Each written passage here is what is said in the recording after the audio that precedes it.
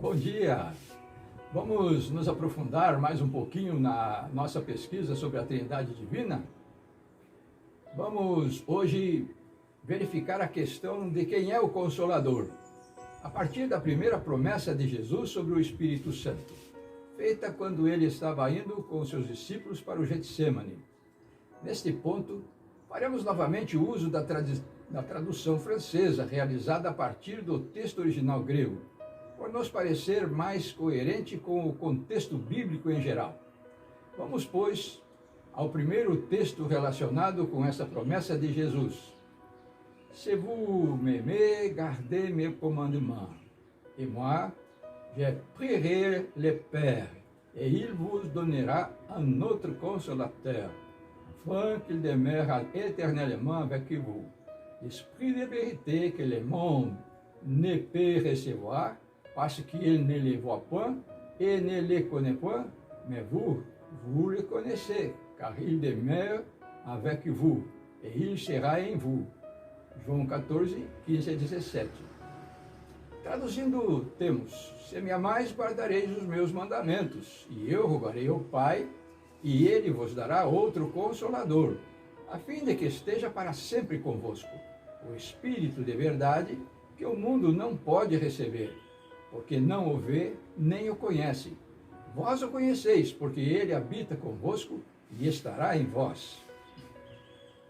Inicialmente, destacamos o fato de que a palavra Consolador, nesse texto em francês, não foi registrada com letra maiúscula, como no caso do Espírito de verdade, demonstrando que para este tradutor havia uma grande diferença entre esses dois elementos, não obstante estarem indissociavelmente relacionados, a ponto de se confundir um com o outro.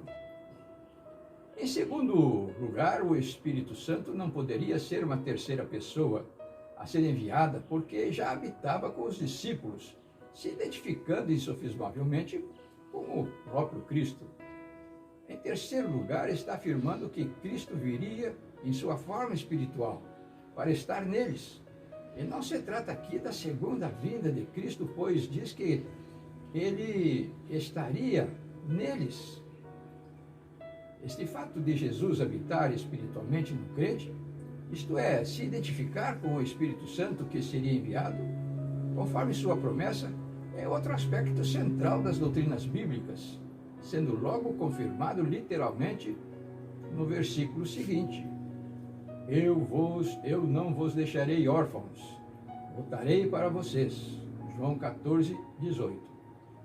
Não podemos remover essas palavras do seu contexto imediato, que vem tratando da promessa do envio do Espírito de verdade, ou seja, da futura presença espiritual de Jesus com os seus discípulos, após sua chegada física no céu. E, neste sentido, esse texto não poderia ser mais claro.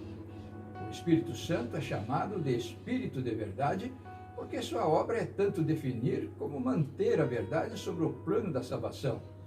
Os discípulos certamente entenderam que o Espírito de verdade que Jesus se referia estava relacionado com a sua obra, e não com uma terceira pessoa, porque era a sua obra que não era reconhecida pelos romanos e nem pelos fariseus, conforme a passagem de João 14, 16 e 17, acima referida. Por outro lado, examinando a definição da palavra grega paracleto, no comentário do Dr. Scofield, a preposição para significa ao lado de, e o adjetivo cleto significa convidado, vertida para consolador. Percebemos que a mesma significa literalmente alguém chamado para ficar ao lado e ajudar, tratando-se, portanto, de um subordinado ajudante. A palavra consolador, neste caso, tem um sentido muito limitado, enquanto que o Espírito Santo é um agente ativo em diversas atividades divinas para tornar realidade as ações da divindade na Terra.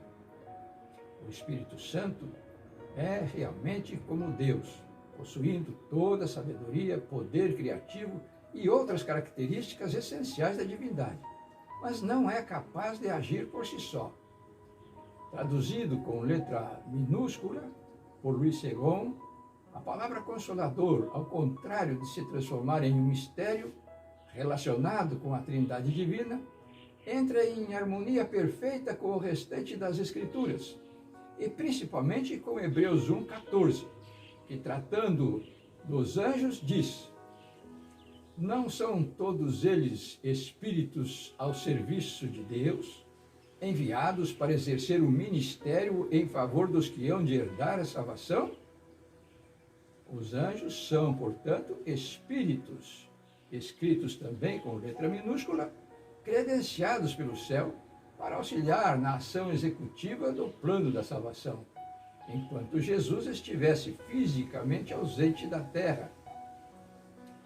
Estes agentes, no entanto, como criaturas limitadas, precisariam ser revestidas com o divino poder, porque é somente o Espírito Santo de Deus que pode tornar eficaz o que foi realizado na cruz.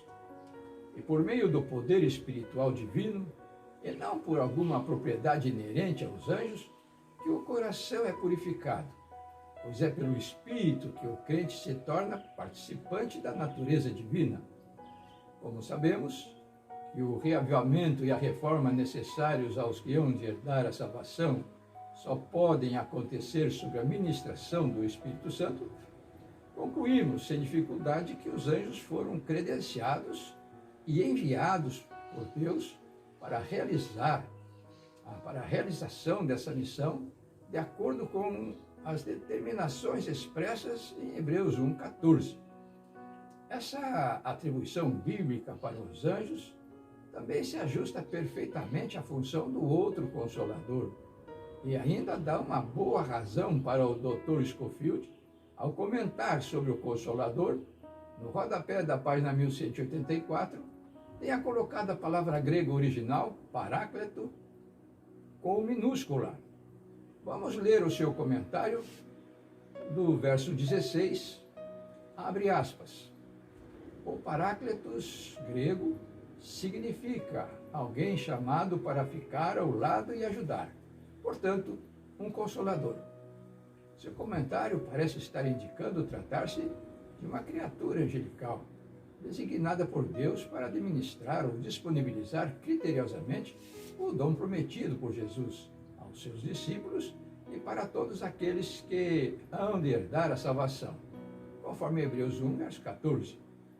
Em outras palavras, os anjos, incluídos na definição genérica de paráclito, foram credenciados para representar Jesus, sendo incumbidos de deslocar o seu poder e influência, o Espírito Divino, do céu à terra, exatamente como foi comentado na revista Eventos Finais, 10 dias de oração e 10 horas de jejum, CPB 2017, páginas 5 e 6.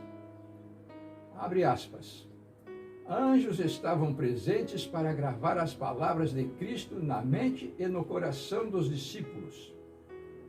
As palavras de Cristo, fecha aspas, as palavras de Cristo são aquelas que tratam de sua morte e ressurreição e que foram citadas em Marcos 8, 31, 32, 9, 31, 10, 32, 34, as quais estão em harmonia perfeita também com João 14, 25, 26, que na mesma versão francesa dizem: Je vous ai dit ces choses pendant que je demeure avec vous, mais le Consolateur, l'Esprit Saint, que le Père enverra em mon nom, vous enseignera toutes choses et vous rappellera tout ce que je vous ai dit.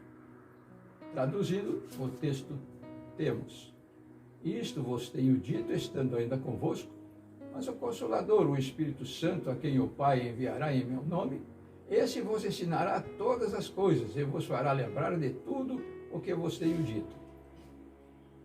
Se compararmos João 14, 26 com Hebreus 1, 14, verificaremos que um texto é quase o eco do outro. Enquanto Hebreus trata dos ministros, João trata do dom ministrado, o que foi bem sintetizado na passagem registrada na revista Eventos Finais. Antes, provamos que o Espírito Santo é o poder de Deus ou o Espírito de Jesus, isto é, Jesus na forma espiritual. Agora ficou bem claro que os anjos foram comissionados para comunicá-lo ou gravá-lo na mente e no coração dos cristãos. Não seriam estes anjos que foram enviados em nome do Pai para nos lembrar dos ensinamentos de Cristo, os mesmos que aparecem no grande número no juízo de Deus, conforme o registro de Apocalipse 5:11? Abre aspas.